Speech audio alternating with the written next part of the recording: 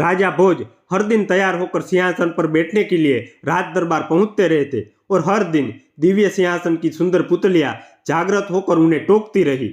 हर पुतली उन्हें राजा विक्रमादित्य के त्याग और शौर्य की अतुलनीय गाथा सुनाकर सिंहासन पर बैठने से रोक देती। 10वें दिन फिर राजा भोज उस दिव्य सिंहासन पर बैठने के लिए उद्यत हुए, लेकिन पिछले दिनों की तरह इस बार 10वीं पुतली प्रभावती जागृत हो गई और बोली, रुको राजन, क्या तुम स्वयं को विक्रमादित्य के समान समझने लगे हो?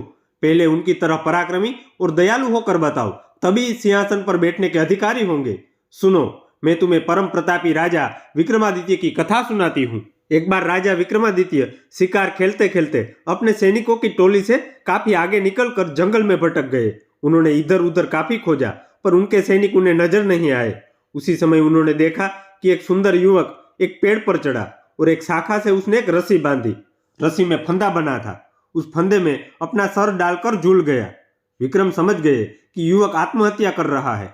उन्होंने युवक को नीचे से सहारा देकर फंदा उसके गले से निकाला तथा उसे समझाया कि आत्महत्या कायरता है और अपराध भी है।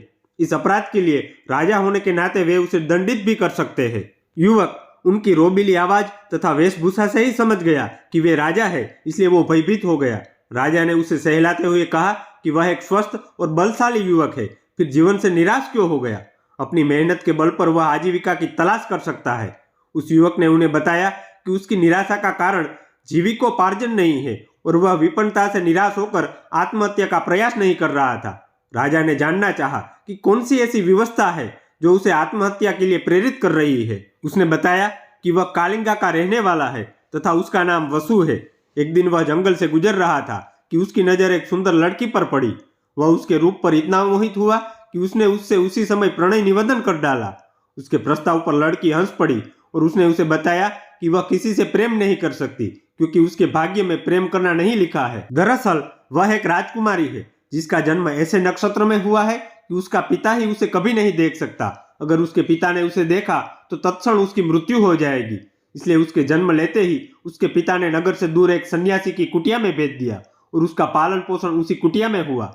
उसका विवाह भी उसी युवक से संभव है जो असंभव को संभव करके दिखा दे। उस युवक को जिसे मुझसे शादी करनी है, उसे खोलते हुए तेल की कढ़ाई में कूदकर जिंदा निकलकर दिखाना होगा। उसकी बात सुनकर वसु उस कुटिया में गया जहां उसका निवास था।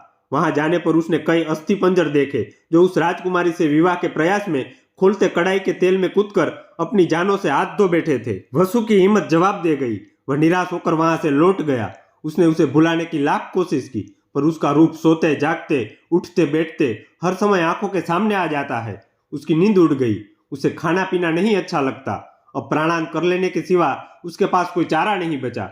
विक्रम ने उसे समझाना चाहा कि उस राजकुमारी को पाना सचमुच असंभव है, इसलिए वह उसे भूलकर किसी और को जीवन संगिनी बना ले, लेकिन युवक नहीं माना। उसने कहा कि विक्रम ने उसे व्यर्थ ही बचाया। उन्होंने उसे मर जाने दिया होता तो ही अच्छा होता। विक्रम ने उससे कहा कि आत्महत्या पाप है और यह पाप अपने सामने होता हुआ वह नहीं देख सकते। उन्होंने उसे वचन दिया कि वे राजकुमारी से उसका विवाह कराने का हर संभव प्रयास करेंगे।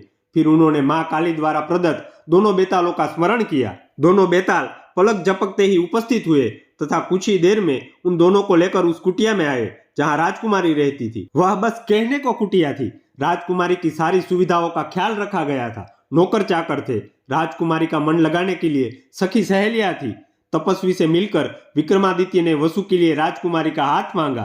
तपस्वी ने राजा विक्रमादित्य का परिचय पाकर कहा कि अपने प्राण वह राजा को सरलता से अर्पित कर सकता है, पर राजकुमारी का हाथ उसी युवक को देगा जो खोलते तेल से सकुशल निकल आए। बस यह शर्त पूरी होनी चाहिए। राजा विक्रम ने उसे बताया कि वे खुद ही इस युवक के स्थान पर कड़ाई में कूदने को तैयार है। तो तपस्वी का मुंह विस्मय से खुला रह गया। तभी राजकुमारी अपनी सहेलियों के साथ वहां आई। वह सचमुच अप्सराओं से भी ज्यादा सुंदर थी। खैर, विक्रम ने तपस्वी से कहकर कड़ाई भर तेल की व्यवस्था करवाई। जब तेल एकदम खोलने लगा तो मां काली को स्मरण कर विक्रम तेल में कूद गए। खोलते तेल में कूदते ही उनके प्राण निकल गए और शरीर भुनकर स्याह हो गया। मां काली अपने भक्त को इस तरह कैसे मरने देती? उन्होंने बेतालों को विक्रम को जीवित करने की आज्ञा दी। बेतालों ने अमृत की बूंदें उनके मुंह में डालकर उन्हें जिंदा कर दिया। जीवित होते ही उन्होंने वसु के लिए राजकुमारी का हाथ मांगा। राजकुमारी के पिता को खबर भेज दी गई और दोनों का विवाह धूमधाम से संपन्न हुआ। इतना कहकर प्रभावती खामोश हो गई। राजा भोज समझ गए कि विक्रम के इस अतुलनीय त्याग का उनके पास कोई जवाब नहीं है और लौट गए अपने कक्ष की तरफ। अगले दिन राजा भोज जब दरबार में पहुंचे तो 11वीं पुतली त्रिलोचना जैसे जागृत होने के लिए तैयार ही बैठी थी। त्रिलोचना बोली, हे राजा भोज, आप प्रतिदिन इस सिंहासन पर बैठने के लिए आते हैं और राजा विक्रमादित्य की कथा सुनने के बाद वापस लौट जाते हैं, फिर भी आपने अब तक हिम्मत नहीं आ रही। राजा भोज का अभिमान अब कम हो चला था। वे विनम्रता पूर्वक बोले, हे सुंदरी, आप हमें राजा विक्रमादित्य की कौन सी कथा सुनाने वाली है? कृपया सुनाए। हमारे साथ साथ नगर की प्रजा भी अपने पूर्व राजा की वीरता और त्याग से परिचित होना चाहती है। त्रिलोचना ने मुस्कुराकर कथा आरंभ की। हे राजन, राजा विक्रमादित्य बहुत बड़े प्रजापालक थे। उन्हें हमेशा अपनी प्रजा की सुख समृद्धि की ही चिंता सताती रहती थी। एक बार उन्होंने एक महायज्ञ करने की ठानी। असंख्य राजा महाराजाओं, पंडितों और ऋषियों को आमंत्रित किया गया। यहाँ तक कि देवताओं को भी उन्होंने नहीं छोड़ा। पवन देवता को उन्होंने खुद निमंत्रण देने का मन बनाया तथा समुद्र देवता को आमंत्रित करने का काम एक योग्य ब्राह्मण को सौंपा। दोनों अपने काम से विदा हुए।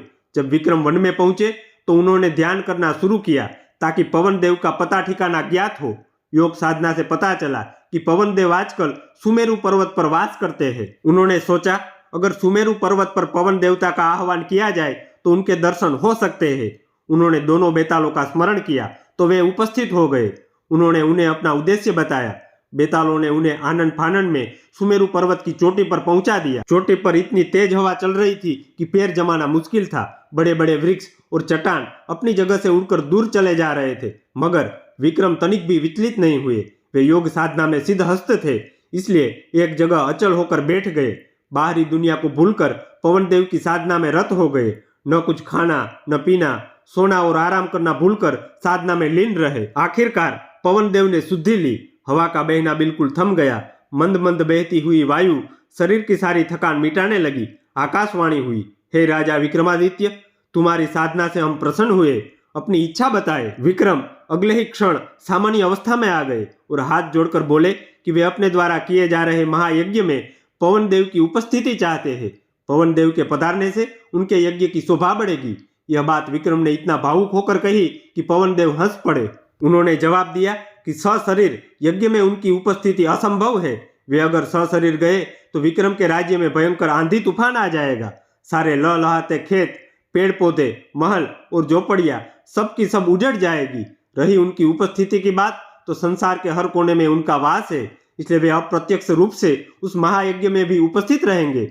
विक्रम उनका अभिप्राय समझकर चुप हो गए। पवन देव ने उन्हें आशीर्वाद देते हुए कहा कि उनके राज्य में कभी अनावृष्टि नहीं होगी और कभी दुर्भिक्ष का सामना उनकी प्रजा नहीं करेगी। उन्होंने विक्रम को कामधेनु गाय देते हुए कहा कि इसकी कृपा से कभी भी विक्रम के राज्य में दूध की कमी नहीं होगी।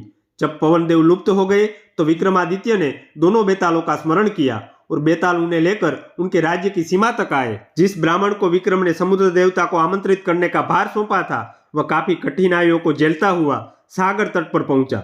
उसने कमर तक सागर में घुसकर समुद्र देवता का आह्वान किया। उसने बार बार दोहराया कि महाराजा विक्रमादित्य महायज्ञ कर रहे हैं और वह उनका दूत बनकर उन्हें आमंत्रित करने आया है। अंत में समुद्र देवता असीम गहराई से निकलकर उसके सामने प्रकट हुए। उन्होंने ब्राह्मण से कहा कि उन्हें उस महायज्ञ के बारे में पवन देवता ने सब कुछ बता दिया है। वे पवन देव की तरह ही विक्रमादित्य के आमंत्रण का स्वागत तो करते हैं, लेकिन सशरीर वहां सम्मिलित नहीं हो सकते हैं। ब्राह्मण ने समुद्र देवता से अपना आशय स्पष्ट करने का सादर निवेदन किया तो वे बोले कि अगर वे यज्ञ में सम्मिलित होने गए तो उनके साथ अथाह जल भी आएगा और उसके रास्ते में पड़ने वाली हर चीज डूब जाएगी। चारों ओर प्रलय सी स्थिति पैदा हो जाएगी, सब कुछ नष्ट हो जाएगा। जब ब्राह्मण ने जानना चाहा कि उसके लिए उनका क्या आदेश है, तो समुद्र देवता बोलते हैं कि वे विक्रम को सकुशल महायज्ञ संपन्न कराने के लिए शुभकामनाएं देते हैं। अप्रत्यक्ष रूप में यज्ञ में आद्योपति विक्रम उन्हें महसूस करेंगे, क्योंकि जल की एक एक बूंद में उनका वास है। यज्ञ में जो जल प्रयुक्त होगा उसमें भी वे उपस्थित रहेंगे। उसके बाद उन्होंने ब्राह्मण को 5 रत्न और एक घोड़ा देते हुए कहा, मेरी ओर से राजा विक्रमादित्य को यह उपहार दे देना। ब्राह्मण घोड़ा और रत्न लेकर वापस चल पड़ा। उसको पैदल चलता देख वह घोड़ा मनुष्य की बोली में उससे बोला कि इस लंबे सफर के लिए वह उसकी पीठ पर सवार क्यों नहीं हो जाता। उसके ना नुकुर करने पर घोड़े ने उसे समझाया कि वह राजा का दूत है, इसलिए उसके उपहार का उपयोग वह कर सकता है। ब्राह्मण जब राजी होकर बैठ गया तो वह घोड़ा पवन वेग से उसे विक्रम के दरबार ले आया। घोड़े की सवारी के दौरान उसके मन में इच्छा जागी, काश यह घोड़ा मेरा होता। जब विक्रम को उसने समुद्र देवता से अपनी बातचीत सविस्तार बताई और उन्हें उनके दिए हुए उपहार दिए, तब बिना कुछ कहे ही राजा विक्रमादित्य ने कहा कि 5 रत्न तथा घोड़ा ब्राह्मण को ही प्राप्त होने चाहिए। चूंकि रास्ते में आने वाली सारी कठिनाइयां उसने राजा की खातिर हंसकर झेली है। उनकी बात समुद्र देवता तक पहुंचाने के लिए उसने कठिन साधना की।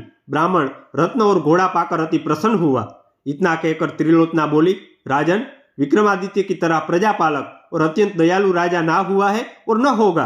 अगर इस सिंहासन पर बैठने की लालसा है तो आपको भी उनके गुणों को आत्मसात करना होगा। त्रिलोचना पुनः पुतली रूप में सिंहासन पर स्थापित हो गई। यह थी 10वीं और 11वीं पुतली की कहानी। अब मिलते हैं नई कहानी के साथ, तब तक के लिए नमस्कार।